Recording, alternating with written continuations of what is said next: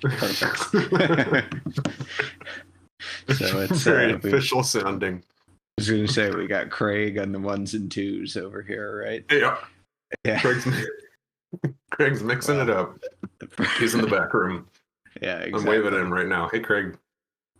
Over there on the soundboard. Yep. Craig over there. Well, perfect. All right, that's good. We have our first podcast guest. I guess, right? The thing is, we didn't have to pay him anything, and he can't leave. So, even better. Yes. Well, actually, there is a stipulation in his contract that after 6 hours, he's allowed to leave. Oh, all right. Well, that's fine by me, I think. If your podcast lasts longer than 6 hours, you should probably consult a doctor.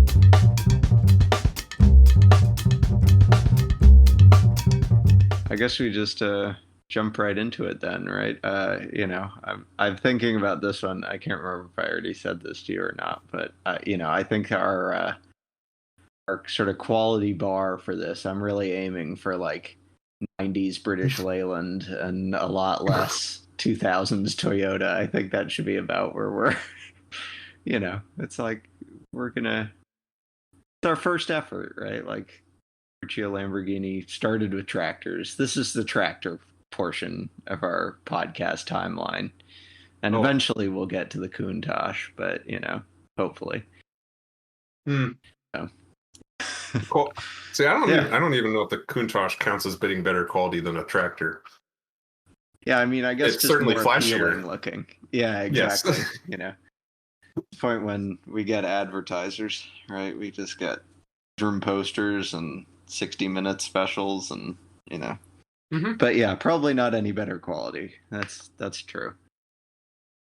The reused Fiat switchgear of podcasts here. And if we're gonna go on the same line of thinking, that's also when the scandals start.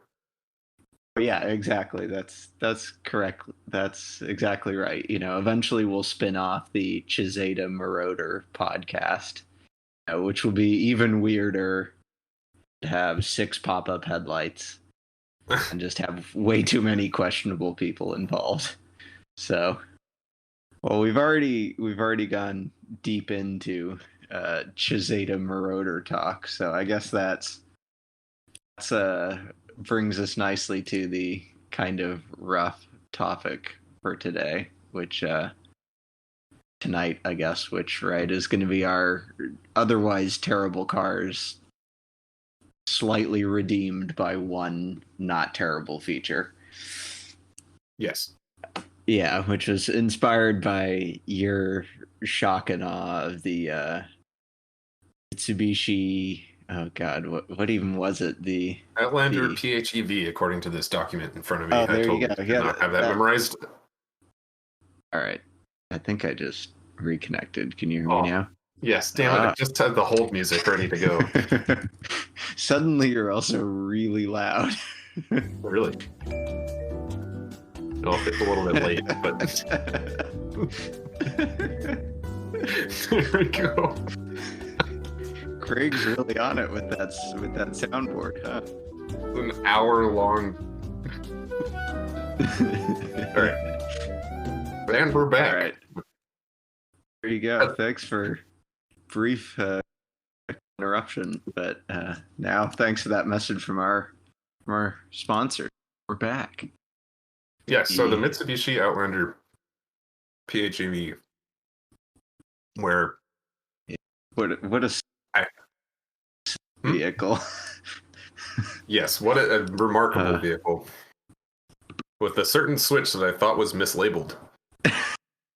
Yeah, so do you wanna give the quick rundown on that one to catch to catch Craig up on the soundboard? Yeah. So there was a switch in the center console that said 1500W, I believe. And I just I could not fathom that was correct, because most cars have 150 watt inverters or something like that. You can charge a laptop off of it, but that's about it. So I was like, oh, no way, that's got to be a misprint. And I think we kind of went about our day a little bit longer And then maybe upon returning, I Googled it. And no, it is in fact a 1.5 kilowatt inverter in a standard hybrid SUV. Um, I and don't just really understand that, like how that neither do happens. I. But a little like a fun fact is that's only 300 watts less than the max allowable output power from a standard US plug. So Perfect. you can run pretty much anything off of that if you want. A fridge or a microwave or I was just something. just in the trunk And going. just to like head off the technical stuff right away, I think the easy answer is that the voltage of the battery is high enough where it's actually not that hard to put a very high wattage inverter into it. Because like there's a difference between trying to take your standard 12-volt car battery and then turn that into 120 volts AC. But if you already have like a 300-volt whatever hybrid battery pack, it's a little bit easier to twiddle those pixies around into a 1.5 kilowatt inverter. Yeah. I mean, Mitsubishi makes appliances, right? So conceivably, they were like, Nah, how do we, just like how Porsche goes, well, to give you the full Porsche experience, we make shirts, hats, yes. electric bicycles, watches, just everything to brand you as a Porsche douche right off the bat, right? Mitsubishi presumably was like, how can we give somebody the pure Mitsubishi brand experience? And they went with the two things that just define Mitsubishi, which is appliances, right? And the ability to power them. Yep. And a car that looks like a whale because, Mitsubishi is very I don't know.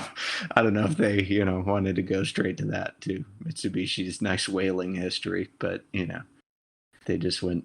The other thing I thought was funny about that car, Prius shifter, just like fully reused Oh, shifter out of a Prius. what the bizarre shifter that doesn't actually stay anywhere that you put it? Yeah, never actually moves, but kind of moves. I'm also imagining that the commercials for this car involved a fridge.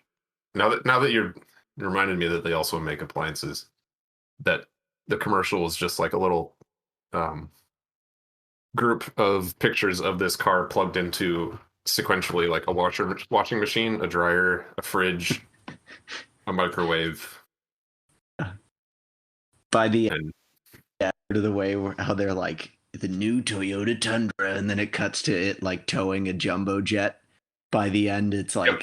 like somehow they've figured where they're like powering, a nuclear station Mm-hmm. off of just this singular sad white Mitsubishi SUV plugged in the parking lot. Just They've pan got across a really long extension cord out to the parking lot.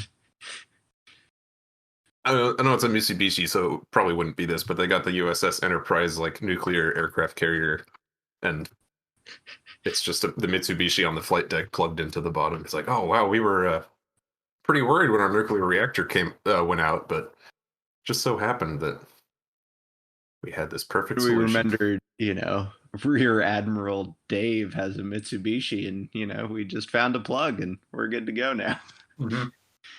Yeah, that's the much less impressive version of like a couple months ago how they advertised the Porsche Taycan acceleration by like doing a drag launch on the deck of the Hornet carrier in the Bay Area.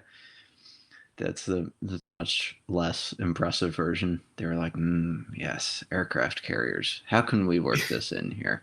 In case you ever contemplate suicide by driving yourself off the deck of an aircraft carrier in your Porsche Taycan, we got you covered. 60 whole miles an hour before you can decide, before you can change your mind, Yep. basically. Yeah. Yeah, you cover it in like 2 seconds or whatever. So, but still, it's a lot of distance, I guess, for you to change your Mm-hmm. mind. But so the one that popped into my mind as completely unremarkable car that is set aside apart by one really cool feature or really weird feature. I guess my brain went straight to like the JDM version of a Lexus LS 400, which I guess I don't know if you'd call an LS 400 an unremarkable car, but I want to say, and here's where our complete lack of research is going to really show itself, but I want to say it's a Toyota Celsior, maybe. Here's Toyota where Seltzer. Google. Yeah, there you go. Yeah, it's the Toyota Soda Stream. Actually, it's really exciting.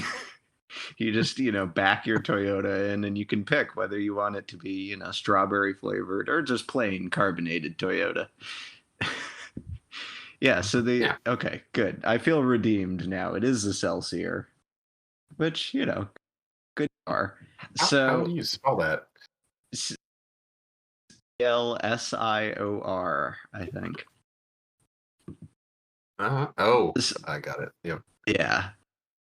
LS 400 that just says Toyota on the front of it instead of Lexus. If you decided that an LS 400 was just way too flashy for you, and you does wanted it it to come be pre-slammed? That's an option box that you can tick. And I don't know. I'd imagine there's so much stuff in the deep dark corners of, what do they call it? Toyota Mega Web, the like city that's a Toyota showroom in Japan. There's probably so much stuff in the deep dark corners there somewhere you can just find. There's somebody in a corner going like, "Hey man, you want to buy some lowering springs and some of those doily things for your seats? Come over here. I got the stuff, man." Except in Japanese, which I'm not even gonna attempt. Hey man, because you want to buy some Bose suspension? Yeah. Okay, so I went straight to the JDM versions of these and I think it's like not specific to these. I think they do it on other JDM cars too, but the oscillating air conditioner vents that go side to side. Oh, have you ever seen those things? No. I want to say it.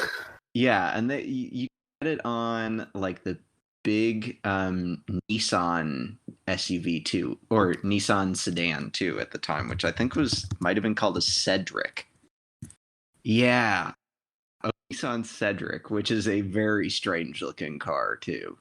I guess now that I think about it, I can just like post a photo or paste a photo in the chat. That did not occur to me until just now. So we have the technology. That's true. We're living fully in the 20th century at this point. So there you go. So that looks like it's from. I feel so vindicated. It's from an LS 400, right? Yep, it says 430, but that's So there you go. Oscillating air conditioner vents. Yeah, in classic YouTube fashion, this 1 minute and 15-second long video has about 10 seconds of the vents actually oscillating at the very end of it. But that's how it goes. You got to go straight with. I don't know if this is if these have hit big in the British car YouTuber scene yet, but you got to open up with the, "Hi guys, so I decided today I'm gonna wrap my LS 400. So go on my Instagram and tell me, what color should I wrap my LS 400? And just straight into that. I'd watch way more like 20-year-old British YouTubers if they were talking about LS 400s. Guys, so I got my Nissan Cedric here. It's like totally stock. That just makes me think of James May's Standard at the very end. Standard. Right, of his Unpimp My Ride or whatever it is. So, there's that. There's again, I guess I'm like very good at thinking of unremarkable cars, but the other one that popped into my mind was the Mercedes 600, the car that was literally just the 600 big, 600 grosser.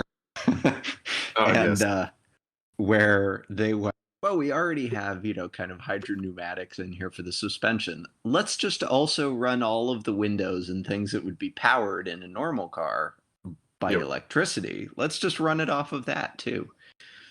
And so, you just have like hydraulically operated sort of power windows, I guess, in a Mercedes 600, which is, probably one of the least noteworthy things about that car, actually. But well, It'll be very highly sought after in the nuclear apocalypse when everything electrical stops working.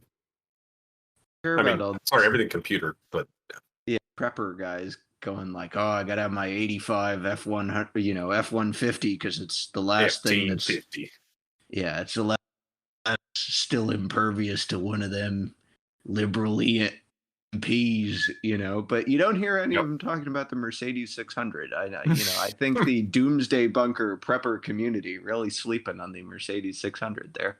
Yeah, They could, I agree. There's probably a stereotype that the prepper car has to be basic and bare and uncomfortable, but you know, for why all those not? people who are like, I need a jacuzzi and a deprivation chamber in my nuclear bunker.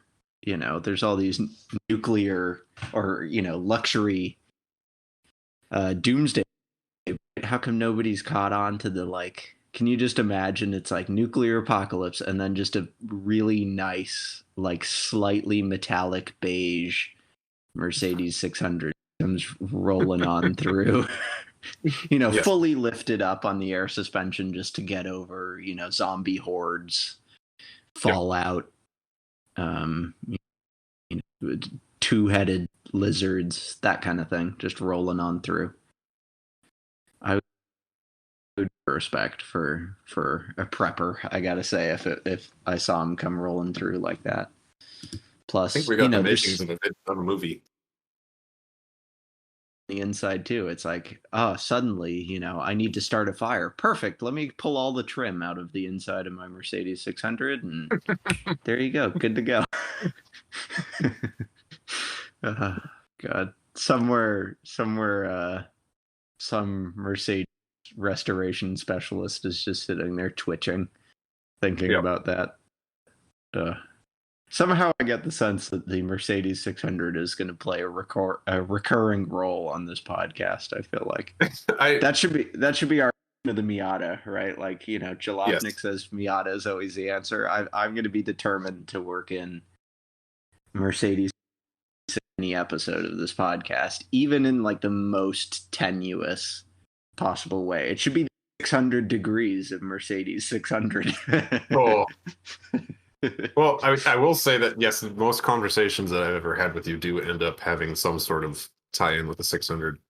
And thinking about that more might mean that maybe that's the car that you finally actually end up buying instead of just sending many links Okay, that to me about. that's a big jump, to Mercedes 600 for the $100,000 purchase price and the Ah, $10 million annual maintenance price. I'm sure. no, yes, That's yeah, that's true. well, yeah. I think maybe like 600 El Camino is probably more my. Have you ever seen one of Hmm. those? There's a guy who built Mercedes 600 El Caminos. I think I sent you a picture of one. I saw one in Clear Lake of all places, Right, you did. Yeah, in Kelseyville. Yeah, strange that town to seemed. see a unique car, but I was gonna say that seem. I mean, I don't even know if I've ever been to Clear Lake, but that does seem. probably not. I was gonna say that not exactly seem in line with the No, Mercedes 600 it's lifestyle. more of like a clapped out pickup truck, sort of. I was gonna say I'm hearing lots of like late '90s, early 2000s Suburbans or Yeah, something like exactly. that. Yeah, I'm trying to think. With blown struts, just kind of like wallowing around the Yeah, corners. but like one corner just totally drooped, and the other three still with a lift kit Yep, somehow. It's like exactly. a slowly sinking battleship, just like sinking down into one corner. Eventually, it will, one end will reach the sea floor and it'll crack in half, right? There's a whole new Scatter meaning to land itself all boat. over the road. Uh, yeah, that does think though of one of the other things that I think you and I have talked about: the Cadillac Escalade as a guilty pleasure vehicle. Hmm. Like kind of rationally, you shouldn't like it as somebody who's not interested in taking up 10 times the space that is actually allocated to them.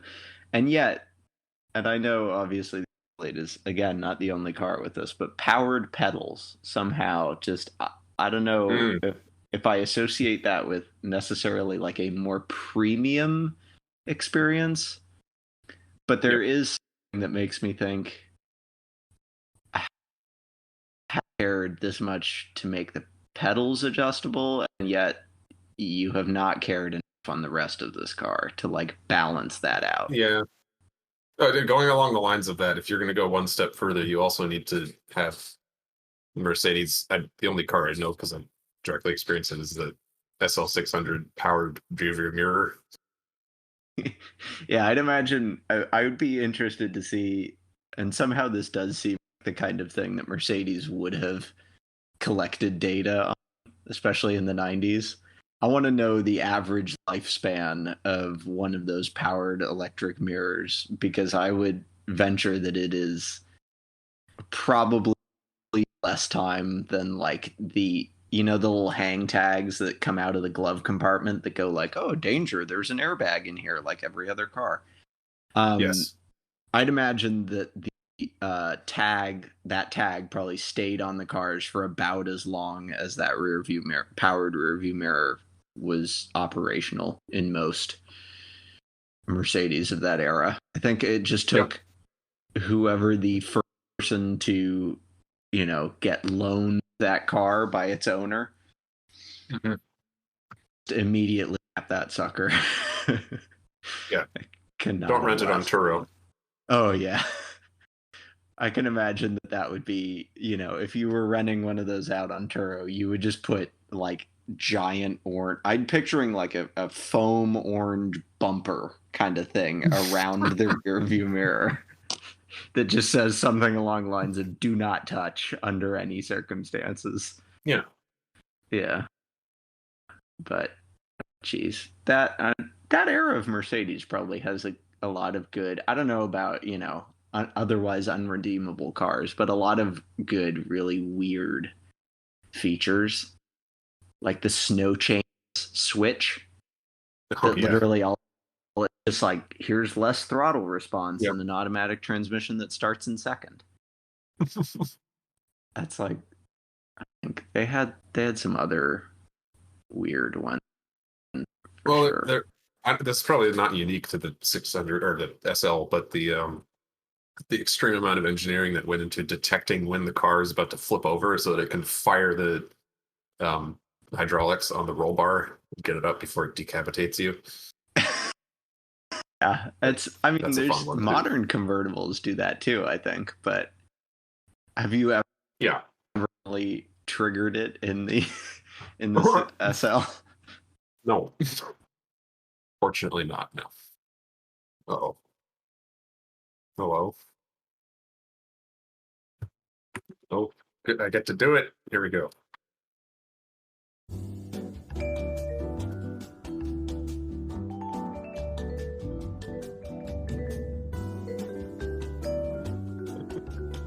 All right, I think I'm back to the smooth tones of our hold music.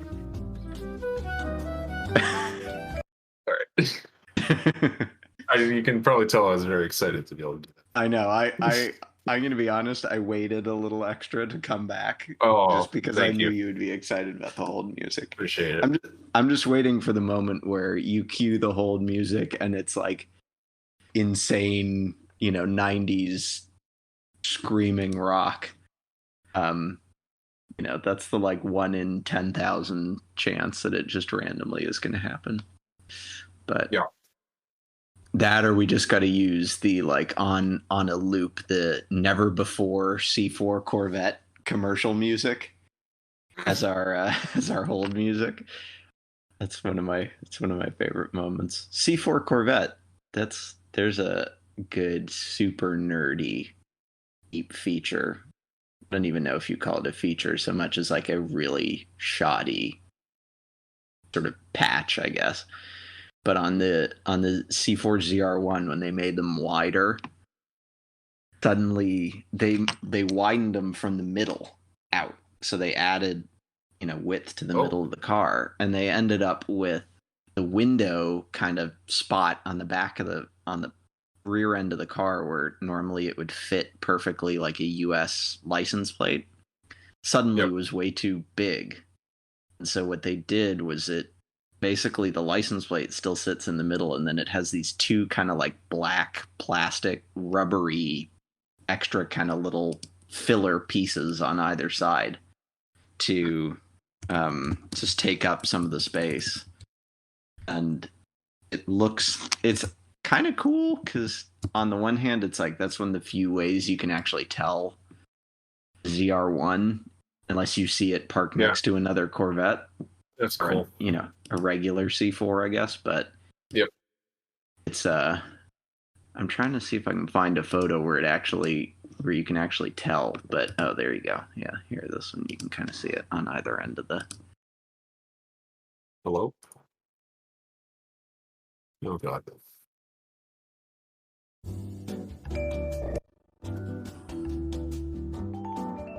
It's just good old Vermont internet, eh? Oh yeah.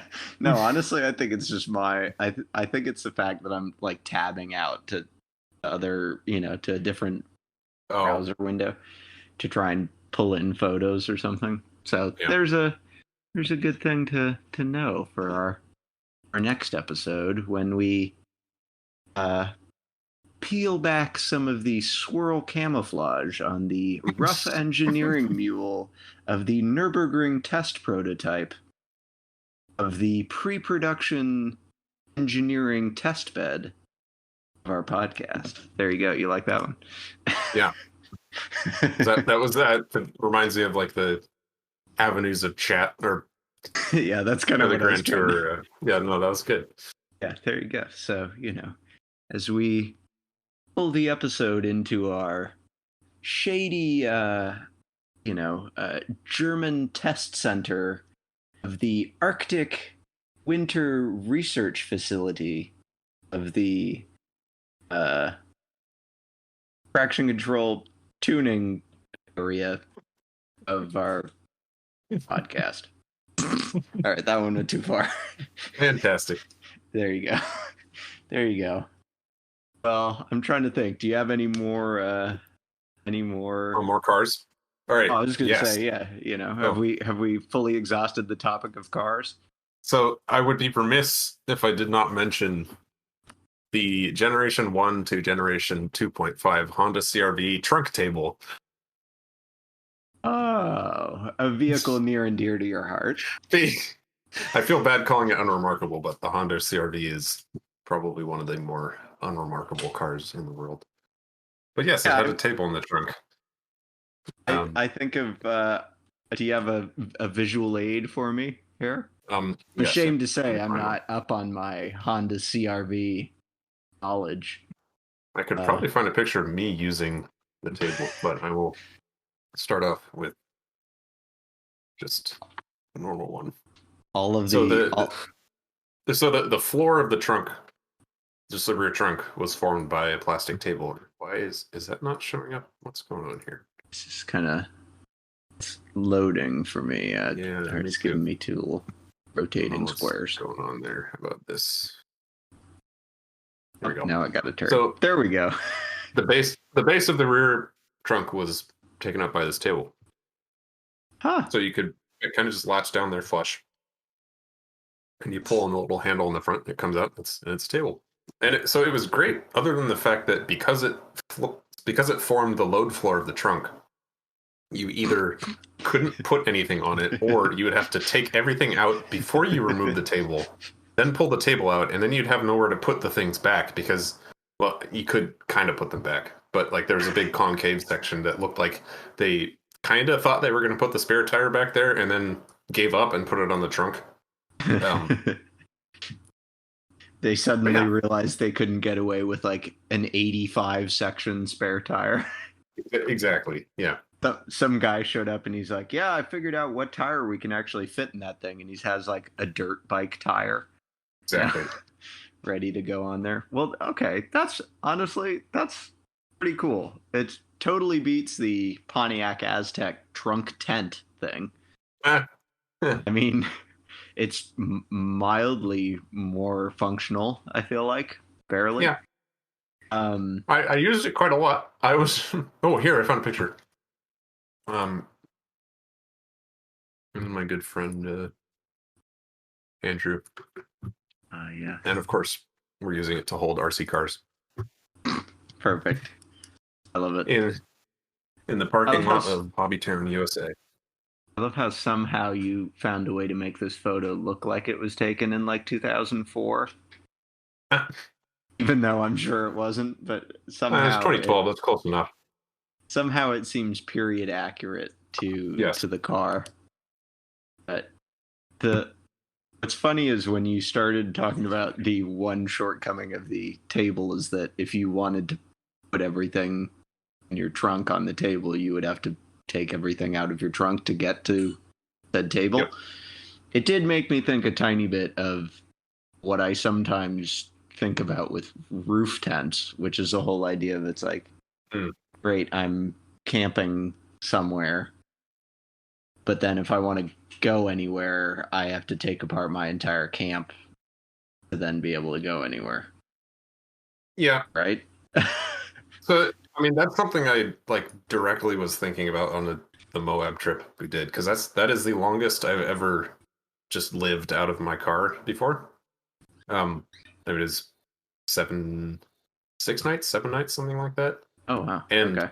near the end of the trip, I did just like I started to dread having to take down my tent, and I had like a normal ground tent, and I was like, it's almost worth it to me to think about paying $4,000 to have a tent that I can put up and down in 10 seconds, because it just like personally reduces the stress behind like, oh, we're waking up at 4:30 tomorrow morning to leave at 5, and I have to spend at least 5 minutes taking my freaking tent down. That's true. But, so like if you're doing weekend trips, yeah, absolutely not. You don't need a freaking rooftop tent. But if you're thinking about like doing long, I'm gonna use the word overland trips. Oh, all right. Put one in the swear jar. Put one in the Jeep swear jar. Yeah, exactly. Like every little inconvenience you can give yourself in making it easier does help. But yeah, Yeah, there's that plenty is of that it. is true, I suppose. I guess right, the happy medium would be the roof tent that then has the kind of little legs that you can put down, right? And you pull the car out from under it. Is that a thing? Does that exist? Am I just completely making up having seen one of those? I have no idea. I have never seen anything like that. Sounds interesting. This is the moment when Blair goes, Mateo, that's just called a Well, tent. okay, so the variation of that I have seen is you put your rooftop tent on an off-road trailer, and then you can just leave the off-road trailer somewhere. Fair enough. That makes sense. Yeah. That makes sense. So to round out the discussion of off-roading, lest you think that I am some kind of sports car snob. So of course I want to talk about the Porsche 959. The pinnacle of off-roading.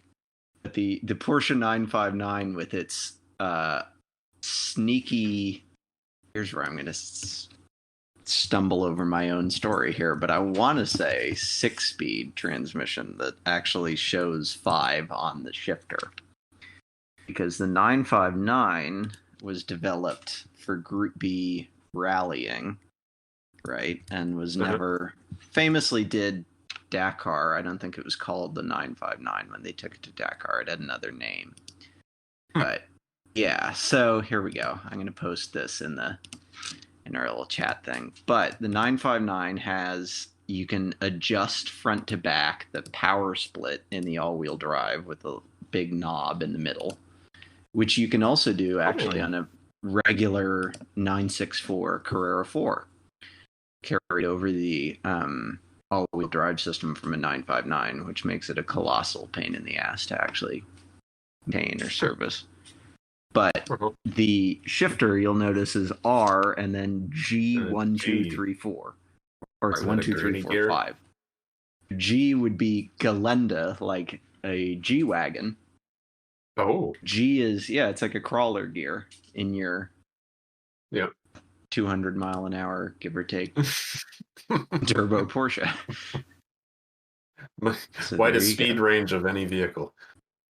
That's great. Yeah, probably. Well, yeah, I probably mean, close it's our to it. podcast. We can say whatever the hell we want. That's It's true. the Yeah, widest speed range of any vehicle. he isn't gonna back check us. Screw that guy. So he's not even paying Yep. attention right now. We can call him out all we want. Well, with that and the fact that it's just about midnight here, Blair, you wanna Oh, you wanna right. hit us with the Conversation Street style analogy for the ending of our podcast here? Just go ahead and Uh, cook something up. what? Hmm. I don't think I have the juices flowing fast enough to do that. All right. Well, I will pass the keys to the valet of wrap up. Go ahead and take this rough engineering prototype of a podcast and park it. Let's be honest, definitely not in front of into the hotel at the moment. Oh, sure. We're not even like in the valet line. We're in the slightly damp and shady parking lot down the road Yep. of podcasts. But yeah, we're gonna toss the podcast keys to the valet and tell him to park it close by if he knows what's good for him. Which also probably shouldn't be an issue because our engineering prototype of the podcast is about 8 different colors of black at the moment and has cladding all over the inside and outside of it to make it look like either, ready, Mercedes 600 Nah. or Nissan Cedric. That. Best car name ever. Fantastic. Fantastic. Yep. No, that was well done. Yeah, totally not flubbed entirely. So Better than I that could you want to play us out with our trademark music at this point, and Craig can.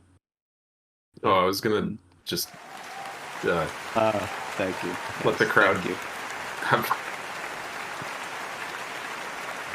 Yes. Yeah. That's, There you go. a very hey out here. It's going on for a while. Oh, don't worry. They'll keep going as long as I pay them to. Boy, all right. All right. Now here's the real outro music. Yeah, suitably 90s. Literally 90s TV music. All right. I was gonna say we now have entered the Hoovie's Garage section of the podcast. Exactly. All right, let's park this hoopty of the podcast. All right.